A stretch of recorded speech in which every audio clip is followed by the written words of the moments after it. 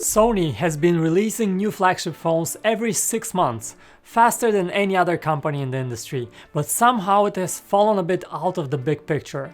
Its newest phone, the Sony Xperia XZ3, however, aims to bring all eyes back to Sony with not only a flashy premium design, but also one of the prettiest OLED screens ever put on a phone, a pair of great speakers, and more up its sleeve.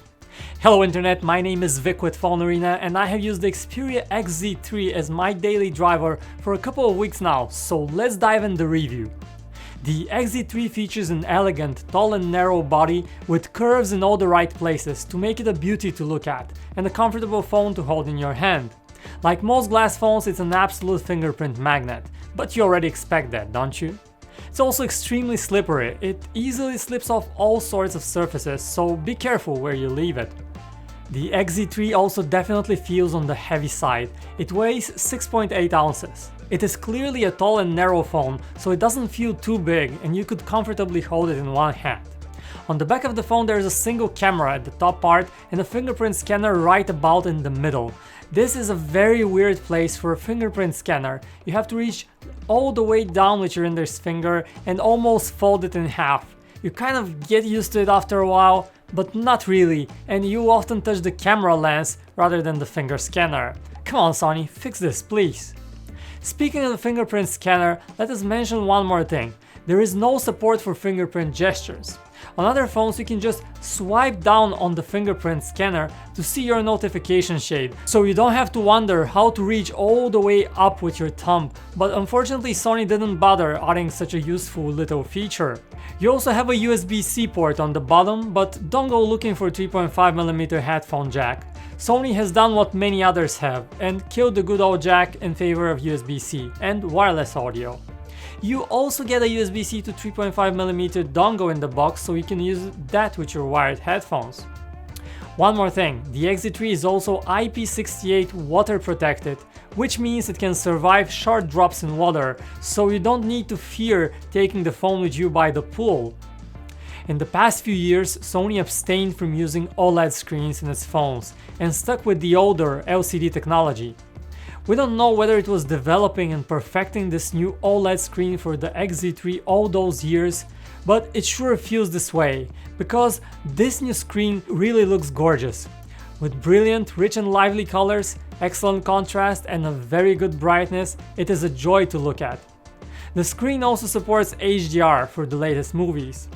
The specs break down as follows.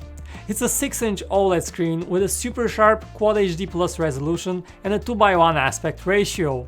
And unlike some other phones, there is no notch here, but a tiny bit of extra bezel on the top and bottom.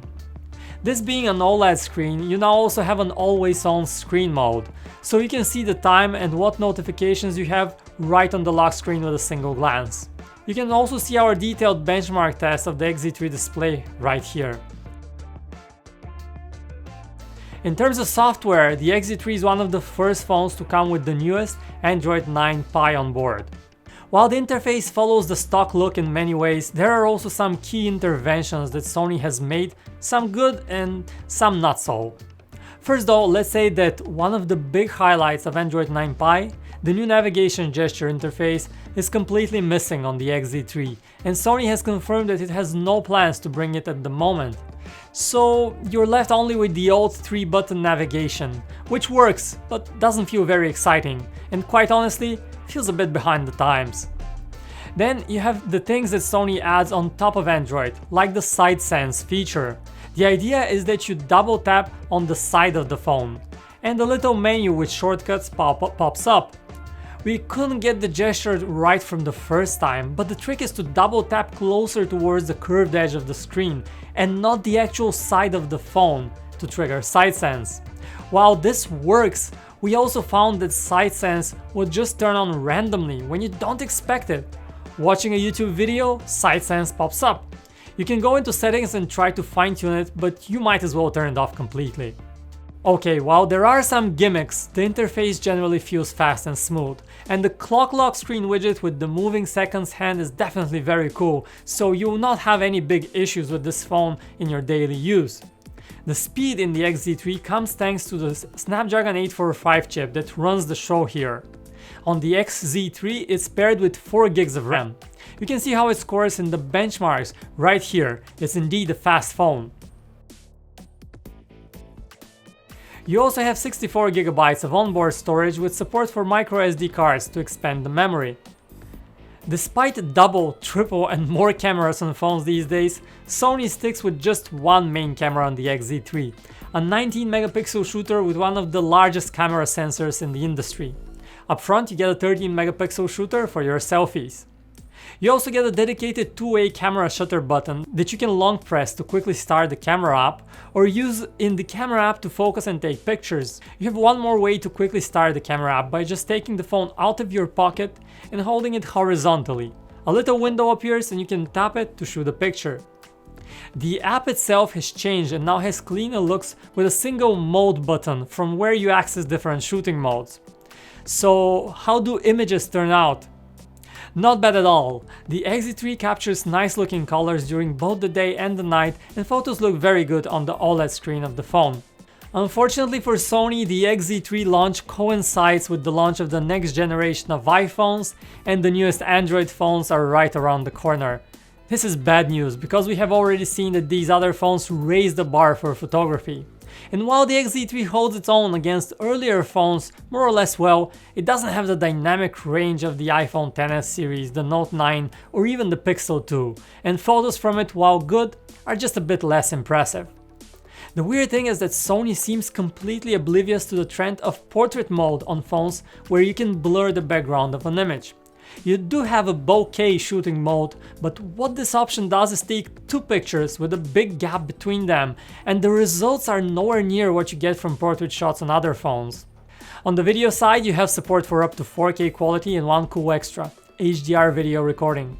HDR videos look good and YouTube now also supports them, so we can export and see wider and more impressive colors on those recordings. 4K 60 however is not available here. In terms of sound, you have two front-firing speakers on the Xperia XZ3 and the quality that comes out of them is very impressive. You don't quite have the boomy bass that you get on the latest iPhones, but you get much more definition in the middle tones and the highs. Sound is clear and crisp, and listening to music and videos on the XZ3 is a treat. Along with the music and the games, Sony suggests you try out its signature dynamic vibration feature. The idea is that you get a responsive vibration from the phone whenever the beat drops or a game enters a tense moment. That's in theory. We tried using this and those vibrations really don't seem to hit the accents of the music right, and it feels that the phone just vibrates at random times. We didn't like this much and we found it more of a distraction, so we turned it off completely, but your mileage may vary. Then when it comes to call quality, we came away impressed actually with the XZ3. It delivers really crisp and clear voices through its earpiece for a high quality audio experience. What's not so great is the battery life on the XZ3. It comes with a 3330 mAh battery inside. On our proprietary test, it only got around 6 hours, much less than other 2018 flagships. We triple checked to make sure we were doing everything right, but the results didn't change.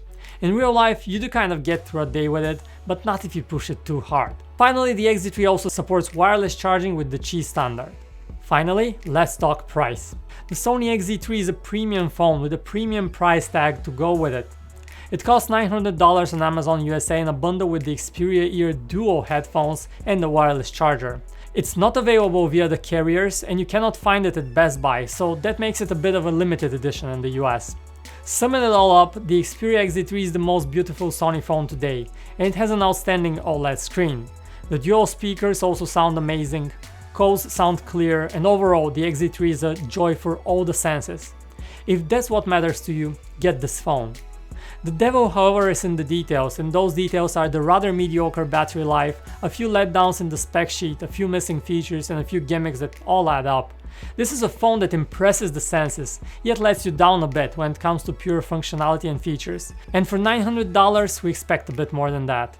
Thanks for watching this video, hit that thumbs up button if you enjoyed it, subscribe for more, and I will talk to you in the next one.